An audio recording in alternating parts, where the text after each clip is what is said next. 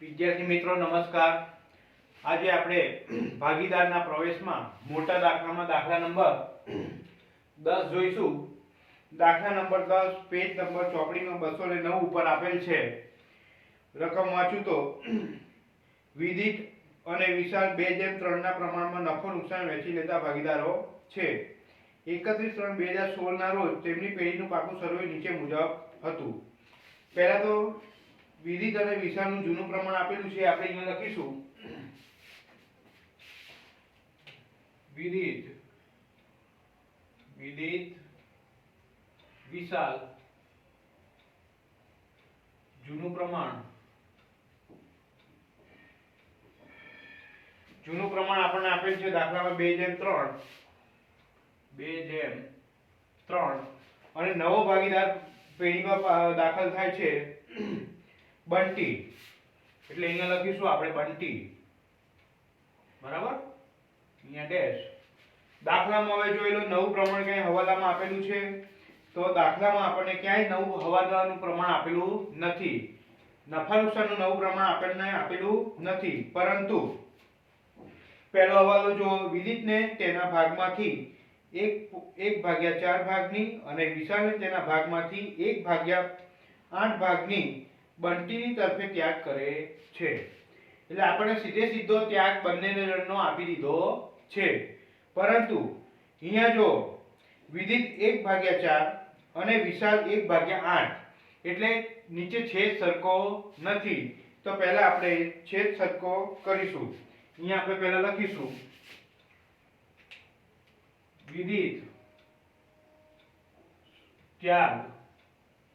ત્યાગની ગણતરી, એમાં લખીશું વિદિતનો ત્યાગ છે 1/4, વિશાલનો છે 1/8, બરાબર, 1/8 વિશાલનો છે। હવે જોઈ લો અહીંયા 1/4 છે અને અહીંયા 1/8 છે, તો બંનેને છેદ સરખા કરવા પડશે, એટલે વિદિતનો ભાગ સરખો કરવો પડશે। વિદિતનો છેદ સરખો કરતા, બરાબર, એટલે 1/4 ને આપણે 2 વડે ગુણીશું, ગુણ્યા 2, નીચે 2 વડે ગુણીશું, ઉપર પણ 2 વડે ગુણીશું, તો આપણને છેદમાં 8 મળશે અને ઉપર પણ 2 થશે, બરાબર। હવે જોઈ લો વિશાલનો અને વિદિતનો બંનેનો છેદ સરખો છે, બરાબર, આ બંનેનો છેદ હવે સરખો મળી ગયો છે, એટલે હવે આના ઉપરથી આપણને ત્યાગનું પ્રમાણ 9 મળશે। ત્યાગનું પ્રમાણ બરાબર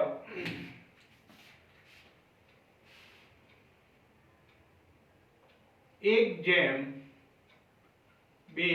મળશે। આ જે મળ્યું આપણને ત્યાગનું પ્રમાણ અહીંયા મળી ગયું છે।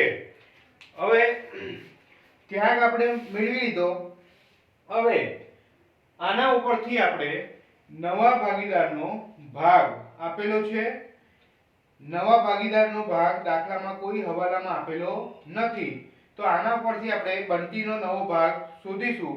બંટીનો ભાગ શોધવા માટે અહીંયા લખીશું બંટીનો ભાગ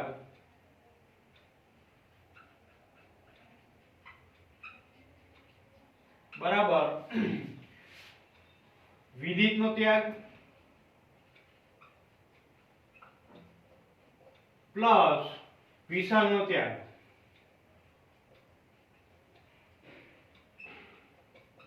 બરાબર। આ જૂના ભાગીદારનો આપણે ત્યાગ બંનેનો પ્લસ કરીશું તો આપણને નવા ભાગીદારનો ભાગ મળશે। વિદિતનો ત્યાગ છે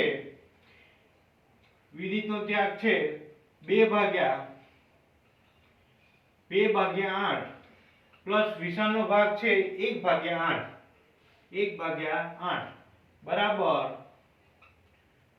3/8। આ જે આપણને મળ્યો બંટીનો ભાગ, આ જે આપણને 3/8 મળ્યો એ બંટીનો ભાગ આપણને નવા ભાગીદારનો મળ્યો, બરાબર। બંટીનો ભાગ શોધી લીધો છે। હવે સૌથી પહેલા દાખલામાં આપણે આ વસ્તુ ક્લિયર કરી દેવાની છે. હવે આપણે મૂડી દેવા બાજુ જોઈએ તો મૂડી છે જૂના ભાગીદારોની વિદિતની 48,000 અને વિશાલની 60,000. જૂના ભાગીદારની મૂડી બાજુ જમા બાજુ આવશે, બાકી આગળ આવ્યા. વિદિતમાં આવશે 48,000, વિશાલમાં આવશે 60,000 રૂપિયા. આગળ વાંચીએ આકસ્મિક અનામત.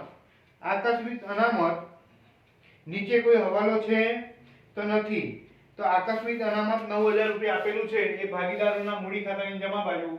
આકસ્મિક અનામત. હવે આકસ્મિક અનામત આપણને આપેલું છે 9,000 રૂપિયા, એ જૂના ભાગીદારોના જૂના પ્રમાણમાં વેચાશે એટલે 9,000 રૂપિયા ગુણ્યા 2 ભાગ્યા 5 કરીશું તો આપણને રકમ મળશે 3600 રૂપિયા.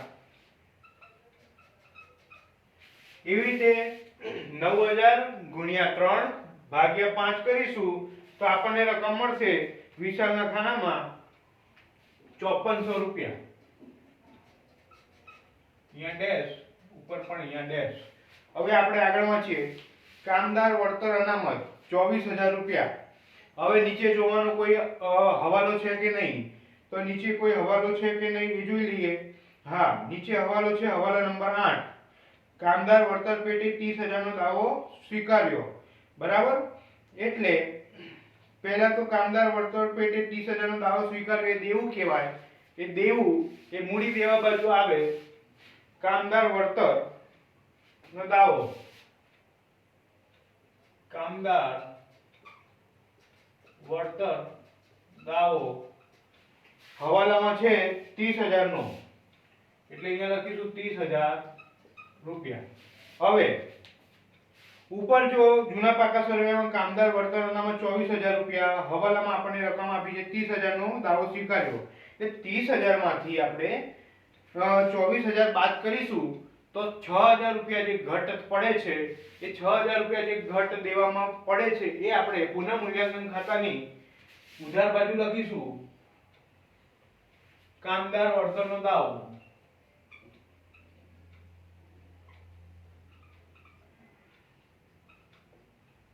બરાબર, એટલે હવાલામાં છે એટલે બે એન્ટ્રી એની થઈ ગઈ. બરાબર, કામદાર વળતર અનામત. બરાબર, અહીંયા લખાશે વળતર અનામત. હવે આગળ વાંચીએ તો રોકાણ અનામત. રોકાણ અનામતનો કોઈ હવાલો છે? રોકાણ અનામતનો કોઈ હવાલો નથી. ઉભા રહો, રોકાણ અનામત હવાલો છે. રોકાણ હવાલા નંબર 7. રોકાણોની બજાર કિંમત 9,000 છે જે ચોપડે લાવી. અહીંયા આપણે જોઈએ રોકાણો કેટલા છે. રોકાણો મિલકત લેણા બાજુ 18,000 રૂપિયા છે. હવે 18,000 ની બદલે 9,000 રોકાણો ગણવાના છે. તો પહેલા આપણે પાકા સરવૈયામાં મિલકત લેણા બાજુ રોકાણો લખીશું. રોકાણો હવે 9,000 જ રોકાણો ગણવાના છે. હવે આપણે જોઈએ આ 9,000 માંથી રોકાણ અનામત આપણને મૂડી દેવા બાજુ આપેલા છે 7,200. બરાબર, 7,200 આપેલા છે. એ 9,000 માંથી હવાલાના 9,000 માંથી 7,200 બાદ કરીશું તો આપણને રકમ મળશે 1,800 રૂપિયા. 1,800 રૂપિયા જે રકમ મળે એ રોકાણ અનામત રોકાણો ખાતે અહીંયા પુનઃ મૂલ્યાંકન ખાતાની ઉધાર બાજુ રોકાણો ખાતે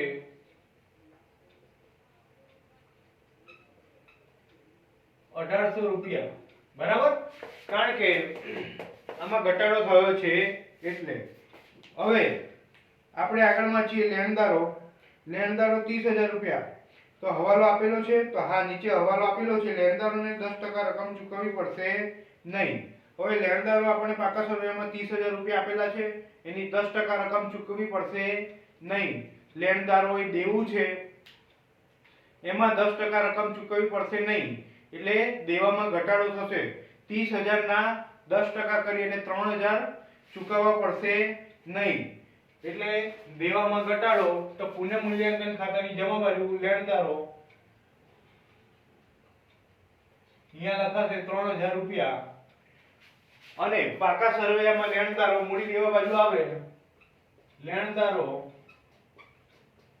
30,000 ના છે, હવે 10% ચૂકવવા પડશે નહીં એટલે 30,000 માંથી 3,000 રૂપિયા જાય એટલે 27,000 ચૂકવવાના રહેશે. એટલે અહીંયા લખીશું આપણે 27,000 રૂપિયા.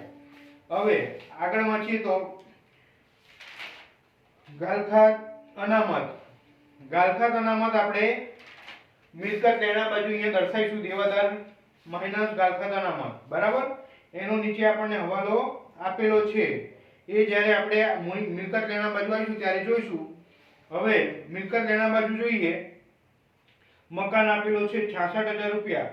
મકાનનો કોઈ હવાલો છે દાખલામાં તો જોઈ લેવાનું. મકાનનો કોઈ હવાલો નથી તો ડાયરેક્ટ એ જ રકમ લખાશે. મિલકત લેણા બાજુ મકાન 66,000 રૂપિયા. હવે આગળ જોઈએ તો યંત્રો. યંત્રો 30,000 રૂપિયાના આપણને આપેલા છે. યંત્રો પર 10% ઘસારો ગણવાનો છે એટલે યંત્રની કિંમતમાં ઘટાડો થશે. યંત્રો 30,000 ના છે, -10% કરીશું તો -3,000 રૂપિયા થશે, બરાબર. 30,000 માંથી 3,000 રૂપિયા જાય એટલે 27,000 રૂપિયા અહીંયા આવે. યંત્રોમાં ઘટાડો થયો 3,000 નો. ઘટાડો થાય તો પુનઃ મૂલ્યાંકન ખાતાની ઉધાર બાજુ યંત્રો ખાતે અહીંયા લખીશું 3,000 રૂપિયા. હવે આગળ વાંચીએ સ્ટોક. સ્ટોક માટે નીચે કોઈ હવાલો આપેલો છે. સ્ટોક આપણને આપેલા છે 18,000 રૂપિયાના.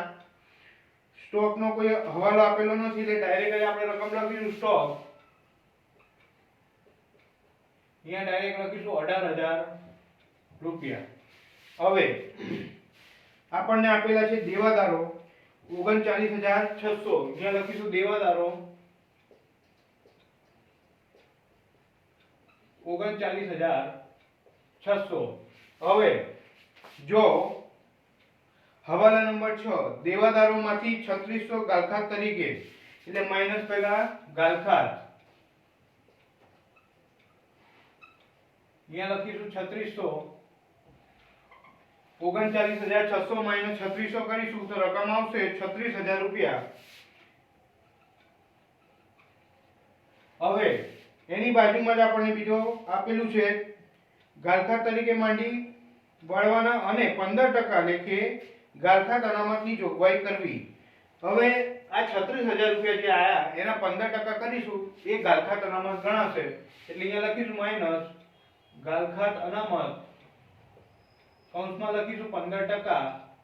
36,000 ના 15% કરીશું તો આપણને રકમ મળશે 5,400. 5,400. 36,000 માંથી 5,400 આપણે બાદ કરીશું તો આપણને રકમ મળશે 30,600, બરાબર. હવે ગાલખાતની અને ગાલખાત અનામતની હવાલામાં હવાલો છે એટલે એ બંનેની અસર આપણે બીજી અસર આવશે પુનઃ મૂલ્યાંકન ખાતે. આપણે હવે જોઈ લઈએ. પાકા સરવૈયામાં મૂડી દેવા બાજુ ગાલખાત આપણને કેટલી આપી છે? ગાલખાત અનામત 1,800 રૂપિયા. નવી ગાલખાત અનામત છે 5,400. એટલે ગાલખાત અનામતમાં વધારો થયો છે. ગાલખાત અનામતમાં વધારો થયો હોય તો દેવામાં વધારો એટલે પુનઃ મૂલ્યાંકન ખાતાની ઉધાર બાજુ આવે. બીજું કે ગાલખાત પહેલા નથી ને હવે છે 3600 રૂપિયા એટલે એ પણ દેવામાં વધારો એટલે એ બી પુનઃ મૂલ્યાંકન ખાતે આવશે. હવે આપણને જે ગાલખાત અનામત જૂના પાકા સરવૈયામાં 1,800 છે, નવા પાકા સરવૈયામાં 5,400 છે એટલે 5,400 માંથી 1,800 બાદ કરીશું તો આપણને રકમ મળશે 3600 રૂપિયા. અને ગાલખાતની પણ 3600 રૂપિયા એટલે પહેલી વિગત આપણે લખીશું ગાલખાત. અહીંયા લખીશું 3600 રૂપિયા. નીચે લખીશું ગાલખાત અનામત. અહીંયા પણ લખીશું 3600 રૂપિયા. હવે આપણને નીચે દેવાદાર પછી મિલકત લેણા વાળી બેંક આપી છે, તો આપણે અહીંયા લખીશું બેંક. બેંકમાં રકમ છે 8400, પણ અહીંયા લખાશે નહીં, એ બેંક ખાતામાં લખીશું. બાકી આગળ લાવ્યા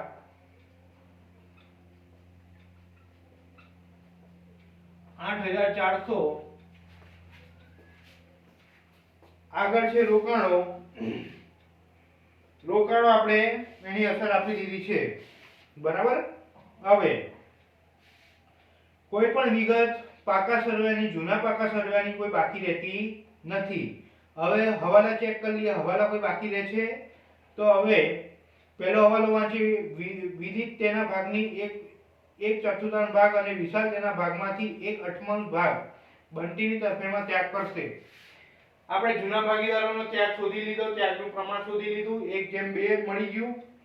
હવે નીચેમાં જે હવાલા નંબર 2, બંટી મૂડી તરીકે 72,000 અને તેના ભાગની પાઘડી રોકડમાં લાવશે, બરાબર.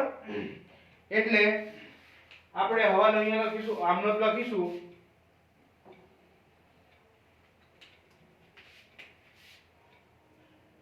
આમનોંધ નંબર 1, રોકડ ખાતે ઉધાર તે બંટીના મૂડી ખાતે જમા. તે પાઘડી પણ લાવે છે રોકડમાં, તે પાઘડીના પ્રીમિયમ ખાતે જમા. હવે મૂડી પેટે લાવે છે 72,000 રૂપિયા, એટલે અહીંયા લખાશે 72,000 રૂપિયા. હવે પાઘડી એ લાવે છે, પાઘડી કેટલી લાવે છે? પાઘડી નીચે ત્રીજા હવાલામાં આપેલું છે, પેઢીની પાઘડીનું મૂલ્યાંકન 32,000 કરવામાં આવ્યું. એટલે ત્રીજા હવાલામાં જે આપણે પાઘડી આપી છે, ટોટલ પેઢીની પાઘડી છે, તો બંટીની પાઘડી આપણે શોધવી પડશે. અહીંયા આપણે ગણતરી કરીએ. બંટીની પાઘડી, પેઢીની પાઘડી આપણને આપી છે 30,000 રૂપિયા. પેઢીની પાઘડીનું મૂલ્યાંકન 32,000 છે, બરાબર. હવે પેઢીની પાઘડી બરાબર 32,000 રૂપિયા ગુણ્યા બંટીનો ભાગ કેટલો છે? તો બંટીનો ભાગ આપણે અહીંયા શોધ્યો. બંટીનો ભાગ છે 3/8. બંટીનો ભાગ છે 3/8, એટલે 32,000 ગુણ્યા 3/8 કરીશું તો આપણને રકમ મળશે બંટીની પાઘડીની 12,000 રૂપિયા.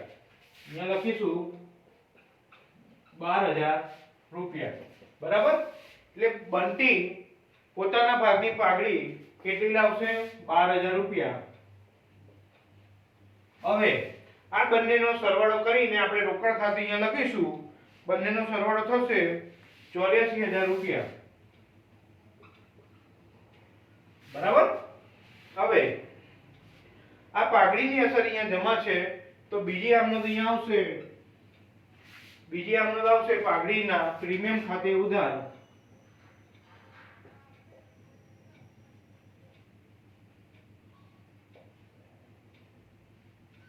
ઉધાર તે જૂના ભાગીદારોના મૂડી ખાતે, તે બંટીના મૂડી ખાતે, સોરી, જૂના ભાગીદારો છે વિદિત અને વિશાલ, તે વિદિતના મૂડી ખાતે જમા, તે વિશાલના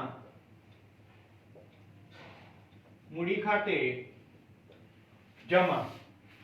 હવે અહીંયા છે પાઘડીની જમા રકમ છે 12,000, તો અહીંયા ઉધાર થશે 12,000. હવે જૂના ભાગીદારોને તેમના ત્યાગના પ્રમાણમાં આ પાઘડી વેચવામાં આવશે. ત્યાગનું પ્રમાણ વિદ્યાર્થી મિત્રો આપણે અહીંયા શોધી લીધું છે 1/2, એટલે આ 12,000 રૂપિયા ગુણ્યા 1/3 કરીશું તો વિદિતમાં આવશે રકમ 8,000 રૂપિયા. પાઘડીની રકમ, સોરી, અહીંયા ત્યાગનું પ્રમાણ છે 2/1, કારણ કે પહેલો ભાગીદાર છે વિદિત, બરાબર. તો વિદિતનો ભાગ આપણને અહીંયા આવ્યો ત્યાગ 2, એટલે અહીંયા લખાશે 2 વિશાલનો ત્યાગ છે 1 જો અહીંયા ભાગ સરખો કરવા માટે આપણે આ વસ્તુ કરી હતી, એટલે વિદિતનો ત્યાગ આવ્યો 2/8 અને વિશાલનો ભાગ 1/8 છે, એટલે વિશાલમાં લખાશે 1. બરાબર. હવે આ 12000 જે પાઘડી છે એ જૂના ભાગીદારોના ત્યાગના પ્રમાણમાં વેચાશે, એટલે 12000 ગુણ્યા 2/3 કરીશું તો વિદિતમાં રકમ આવશે 8000 રૂપિયા અને વિશાલમાં રકમ આવશે 4000 રૂપિયા. બરાબર. આની ખતાવણી કરીશું એ પહેલા આપણે આગળનો હવાલો વાંચીએ. વિદિત અને વિશાલ તેમને મળેલી પાઘડી પૈકી 50% પાઘડી રોકડમાં લઈ જાય છે. હવે રોકડમાં જૂના ભાગીદારો 50% પાઘડી લઈ જાય છે, એટલે આપણે અહીંયા ત્રીજી અમનત લખીશું.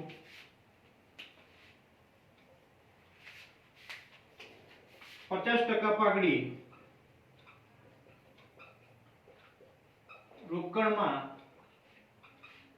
લઈ જાય છે. રોકડમાં લઈ જાય છે. કોણ લઈ જાય છે? લાભ લેનાર છે જૂના ભાગીદારો વિદિત અને વિશાલ. તો વિદિતના મૂડી ખાતે ઉધાર, વિશાલના મૂડી ખાતે ઉધાર. તે કેવી રીતે લઈ જાય છે? રોકડમાં લઈ જાય છે. રોકડ જાય તો જમા, તે રોકડ ખાતે જમા. હવે 50% પાઘડી રોકડમાં લઈ જાય છે, એટલે વિદિત એના ભાગની પાઘડી 8000 છે, એના 50% કરીએ તો 4000 રૂપિયા અને વિશાલની પાઘડી છે 4000 રૂપિયા છે, એના 50% એ લઈ જાય છે, એટલે અહીંયા આવશે 2000 રૂપિયા. રોકડ ખાતે આવશે જમા 6000 રૂપિયા.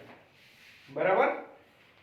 હવે યંત્ર પર ઘસારો થઈ ગયો, દેવાદારો ગાલકાત અનામત થઈ ગયા, રોકાણોની બજાર કિંમત થઈ ગઈ, કારીગર વળતર પેટે 30000 નો દાવો પતી ગયો, લેણદારોનો 10% રકમ જોઈએ, હવાલો પતી ગયો.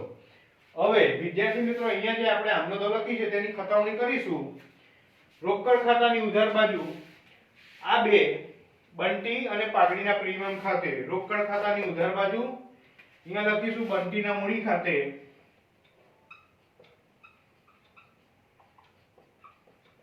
રકમ આવશે 7200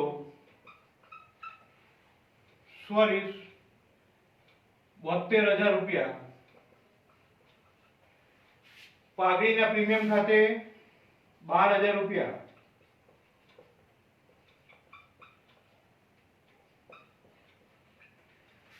હવે બંટીના મૂડી ખાતાની જમા બાજુ લખીશું આપણે. બંટીનું મૂડી ખાતું ની જમા બાજુ રોકડ ખાતે અહીંયા ડેશ 72000 રૂપિયા. બરાબર. પાઘડીનું પ્રીમિયમનું ખાતું બનાવ્યું નથી એટલે એની અસર આવશે નહીં. બીજી આમનો પાઘડીના પ્રીમિયમ ખાતે ઉધાર, તે વિદિતના મૂડી ખાતે જમા, તે વિશાલના મૂડી ખાતે. એટલે અહીંયા મૂડી ખાતામાં જમા બાજુ આવશે પાઘડીના પ્રીમિયમ ખાતે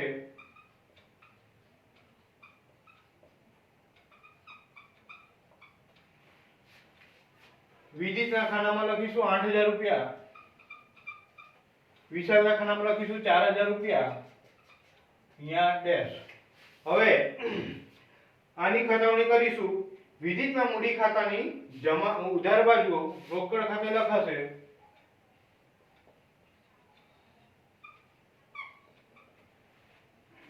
રોકડ ખાતે વિદિતમાં લખાશે 4000 રૂપિયા અને વિશાલમાં લખાશે 2000 રૂપિયા. બંટીમાં ડેશ. બરાબર. હવે આ રોકડ ખાતાની જમા બાજુ અહીંયા આપણે અસર આપીશું. વિદિતના મૂડી ખાતે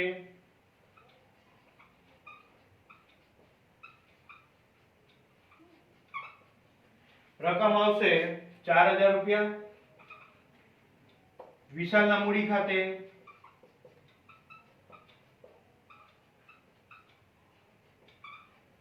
રકમ આવશે 2000 રૂપિયા. બરાબર. અહીંયા બધી ખતવણી થઈ ગઈ, પાકા સરવાળાની બધી વિગત આવી ગઈ, હવાલાની વિગત આવી ગઈ છે. હવે આપણે ટોટલ કરીશું. ટોટલ કરીએ.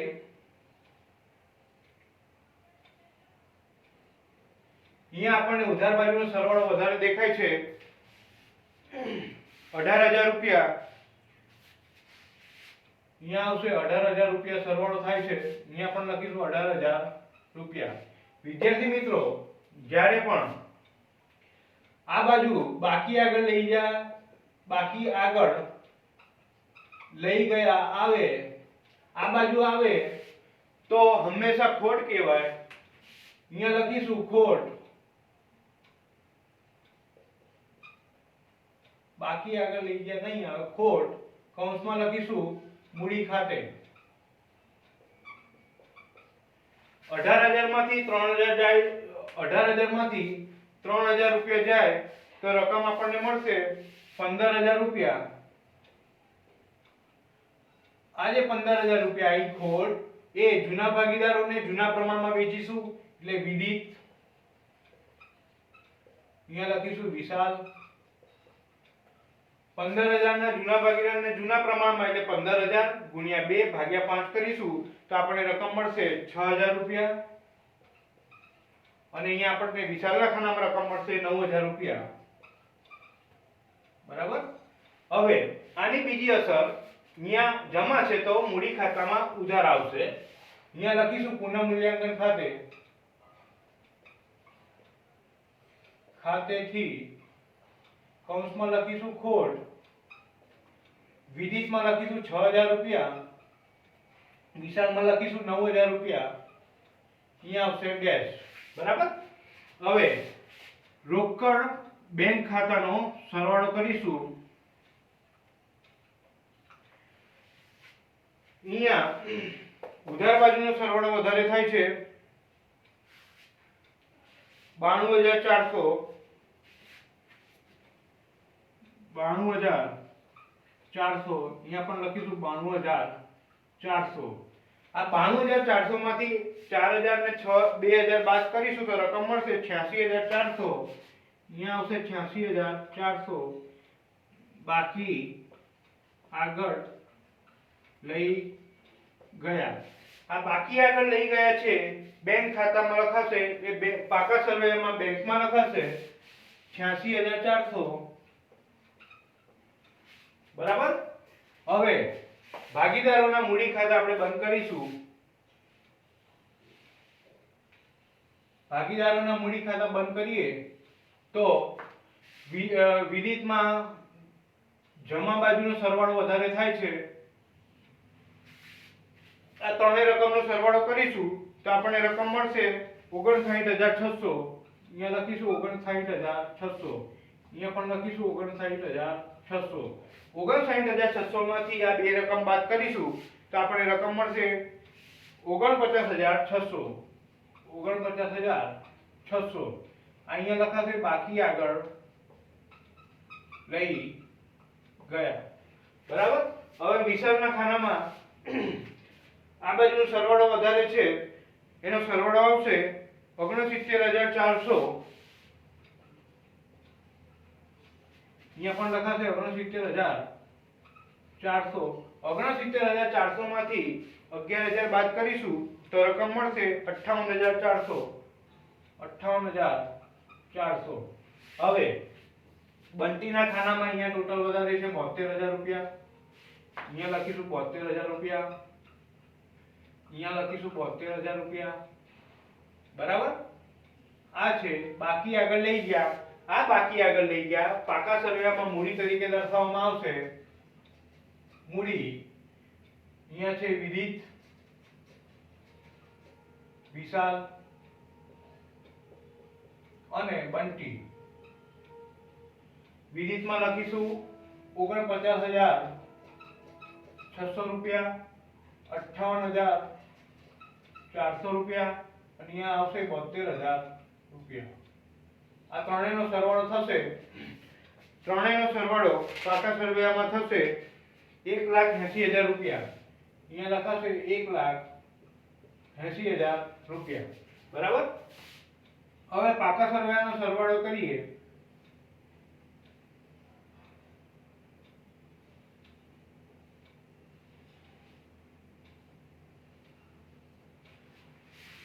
આ બધાનો સરવાળો કરીશું તો રકમ આવશે 2,37,000.